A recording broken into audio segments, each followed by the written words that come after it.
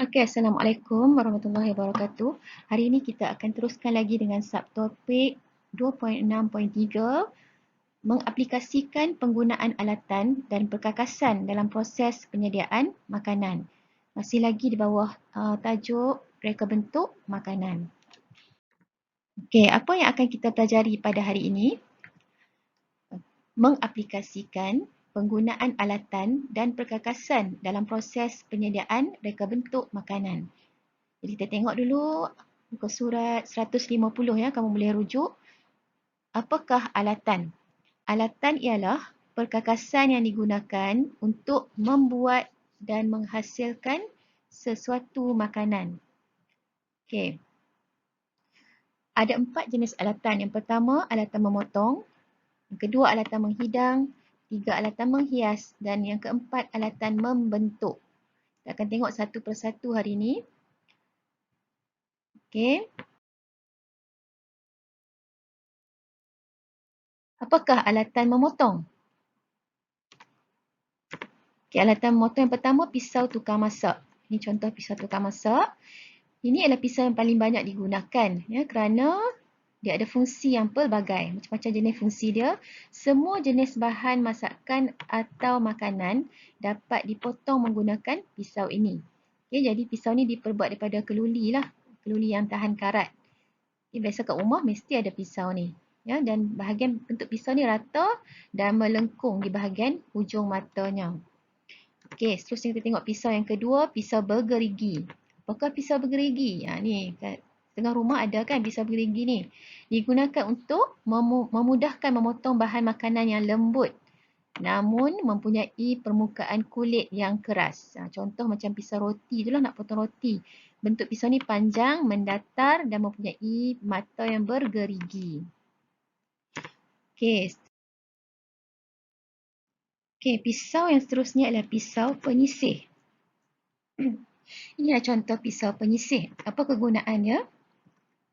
Digunakan untuk memisahkan daging daripada tulangnya, membuang urat dan lemak pada daging dan memisahkan isi ikan daripada tulang. Jadi pisau ni dia ada bentuk bilah yang melengkung macam ni.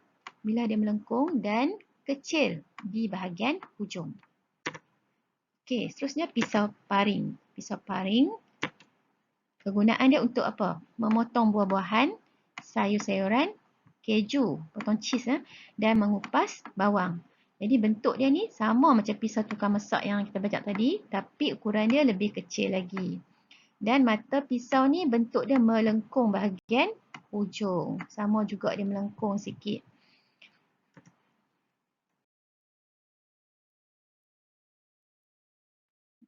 Okey, pisau bulan sabit. Pisau bulan sabit macam ni bentuk dia.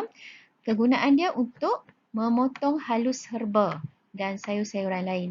Okay, nak potong sayur-sayur lah. Pisau ni biasanya diperbuat daripada keluli yang tahan karat. Dan bentuk dia melengkung macam bulan sabit. Dan dia ada dua pemegang. Ya, dua pemegang. Okey, pisau pengupas. Piler. Guna untuk membuang kulit sayur-sayuran dan buah-buahan. Pisau ni mudah digunakan kerana kecil dan ringan. Dan bentuk mata dia macam pisau pencukur.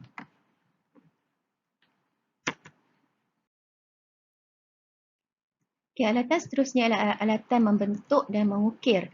Alatan ini terdiri daripada pisau ukir. Okay, digunakan untuk mengukir buah-buahan dan sayur-sayuran. Pisau ni ringan dan saiz dia agak kecil lah.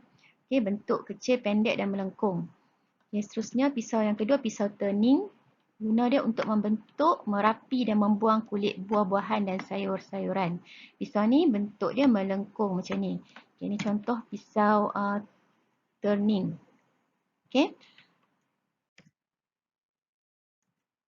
Okay, seterusnya Parisian scope.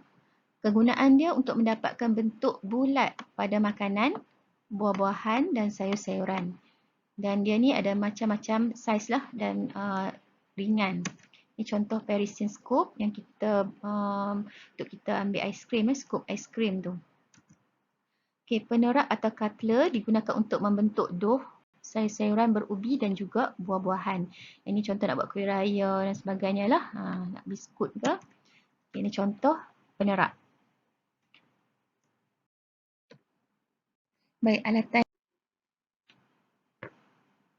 Okey, alatan yang terakhir sekali ialah alatan menghias. Okey, alatan menghias ini merupakan komponen penting untuk memberikan rupa bentuk yang menarik pada setiap reka bentuk makanan. Ini contoh alatan menghias, pisau pelepah untuk melepah kek ya, icing kek, redai kek, meja pemutar kek, tube icing dan juga bag icing. Okey, ini contohlah kalau kita nak dekor menggunakan bag icing, menggunakan alatan menghias. Okey, seterusnya kita masuk pula kepada alatan menghidang. Alatan menghidang ni ialah bekas yang digunakan untuk menghidang reka bentuk makanan ya, yang bersesuaian lah dengan reka bentuk yang kita reka. Contoh aiskrim, nasi goreng, semua nak ini contoh peralatan yang talam, pinggan, sudu dan garpu, pisau. Okey. Ini contoh mangkuk. Mudah saja nak alatan menghidang. Dan akhir sekali kita masuk kepada perkakasan. Okay, perkakasan. Apakah perkakasan? Yang pertama, pengadun roti.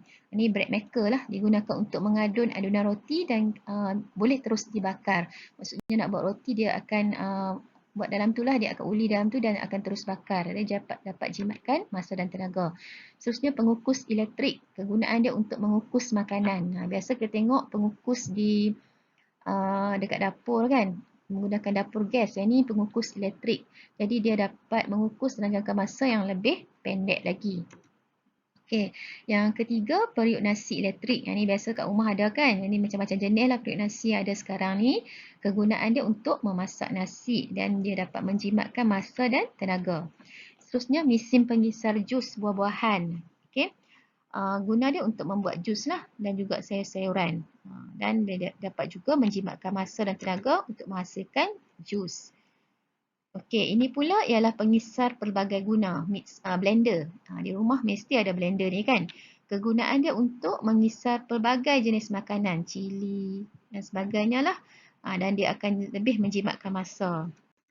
Okey, seterusnya mesin pengadun ataupun mixer. Kegunaan dia untuk mengadun semua jenis adunan untuk membuat kek, biskut, roti, mi dan juga pasta. Jadi dia akan membantu mempercepatkan proses mengadun bahan. Ini ketuhar gelombang mikro ataupun microwave. Guna dia untuk memasak makanan yang pelbagai dengan menggunakan ketuhar. Okay, jadi masa memasak menjadi lebih singkat. Ketuhar elektrik pula, oven digunakan untuk membakar makanan, dapat menjimatkan masa dan juga tenaga. Okey, contoh mixer.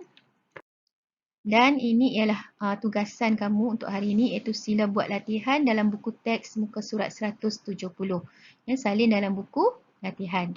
Okey, itu saja. Sekian. Assalamualaikum warahmatullahi wabarakatuh.